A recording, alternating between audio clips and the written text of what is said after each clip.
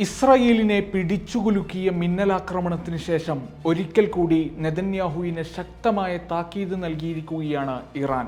ഇസ്രായേലിൽ നിന്നുള്ള ഏത് ആക്രമണത്തിനെതിരെയും സെക്കൻഡുകൾക്കുള്ളിൽ പ്രതികരിക്കുമെന്നും ആവശ്യമെങ്കിൽ മുൻപ് ഉപയോഗിച്ചിട്ടില്ലാത്ത ആയുധങ്ങൾ ഇസ്രായേലിനെതിരെ പ്രയോഗിക്കുമെന്നുമാണ് ഇറാന്റെ മുന്നറിയിപ്പ്.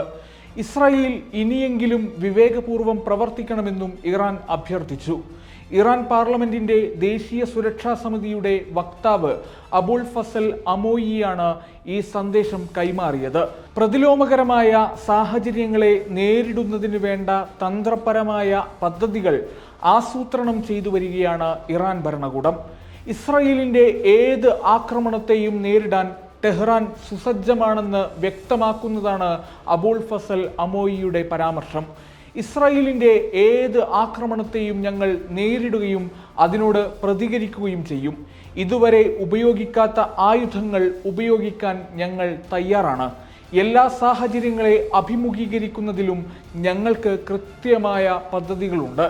യുക്തിസഹമായി പ്രവർത്തിക്കാൻ ഞങ്ങൾ സയനിസ്റ്റുകളോട് ആവശ്യപ്പെടുന്നുവെന്നും അമോയി പറഞ്ഞു.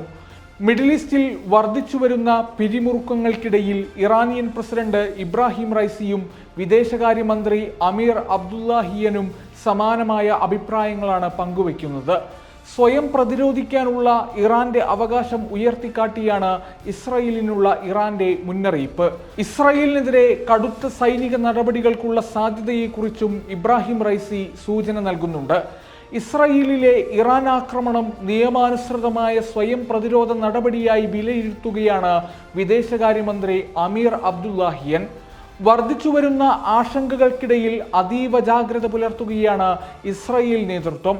ഇറാന്റെ ആക്രമണ സാധ്യതകളെക്കുറിച്ച് ചർച്ച ചെയ്യാൻ പ്രധാനമന്ത്രി ബെഞ്ചമിൻ നെതന്യാഹു തന്റെ യുദ്ധകാല മന്ത്രിസഭയെ വിളിച്ചുകൂട്ടി. ഇറാനെതിരെ തിരിച്ചടിക്കുമെന്ന നിലപാടിൽ തന്നെ ഉറച്ചു നിൽക്കുകയാണ് ഇസ്രായേൽ നേതൃത്വം. ഫലസ്തീനിലെ ഇസ്രായേൽ വംശഹത്യയും ഇറാന്റെ പ്രത്യാക്രമണങ്ങളും പശ്ചിമേഷ്യയെ നാശത്തിലേക്ക് നയിക്കുമെന്ന് ഭയപ്പെടുന്നുണ്ട് ലോകരാജ്യങ്ങൾ. ഈ സാഹചര്യത്തിൽ സംയമനത്തിനും നയതന്ത്ര പരിഹാരങ്ങൾക്കും ആഹ്വാനം ചെയ്യുകയാണ് രാഷ്ട്രതലവന്മാരൊക്കെയും.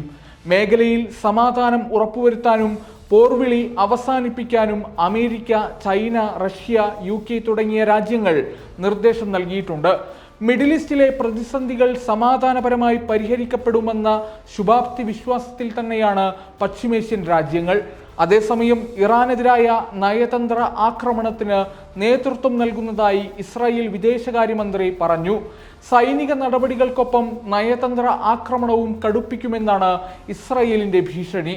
ഇറാനെതിരെ ഉപരോധം ഏർപ്പെടുത്തണമെന്നും ഇസ്ലാമിക് റവല്യൂഷണറി ഗാർഡ് കോർപ്സിനെ തീവ്രവാദ സംഘടനയായി പ്രഖ്യാപിക്കണമെന്നും ആവശ്യപ്പെട്ട് ഇസ്രായേൽ വിദേശകാര്യമന്ത്രി കാറ്റ്സ് 32 രാജ്യങ്ങളിലേക്ക് കത്തുകൾ അയക്കുകയും അതത് രാജ്യങ്ങളിലെ വിദേശകാര്യമന്ത്രിമാരുമായി സംസാരിക്കുകയും ചെയ്തു.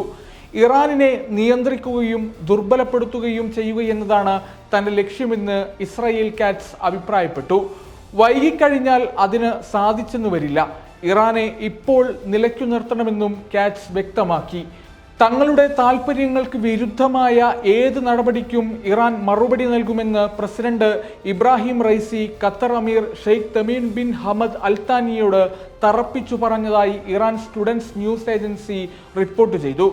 ഇറാൻ സംയമനം പാലിക്കാൻ തയ്യാറാണെന്നും മിഡിൽ ഈസ്റ്റിലെ സ്ഥിതിഗതികൾ കൂടുതൽ വഷളാക്കാൻ ഉദ്ദേശിക്കുന്നില്ലെന്നും ഇറാൻ വിദേശകാര്യമന്ത്രി മുൻപ് ചൈനീസ് വിദേശകാര്യമന്ത്രിയോട് പറഞ്ഞിരുന്നതായും വാർത്തകളുണ്ടായിരുന്നു. ലോകത്തിന്റെ എല്ലാ മേഖലകളിൽ നിന്നും സംയമനത്തിനായുള്ള ആഹ്വാനങ്ങൾ വരുമ്പോഴും ഇറാന്റെ ആക്രമണത്തോട് പ്രതികരിക്കുമെന്ന് പ്രതിജ്ഞയെടുക്കുകയാണ് ഇസ്രായേൽ.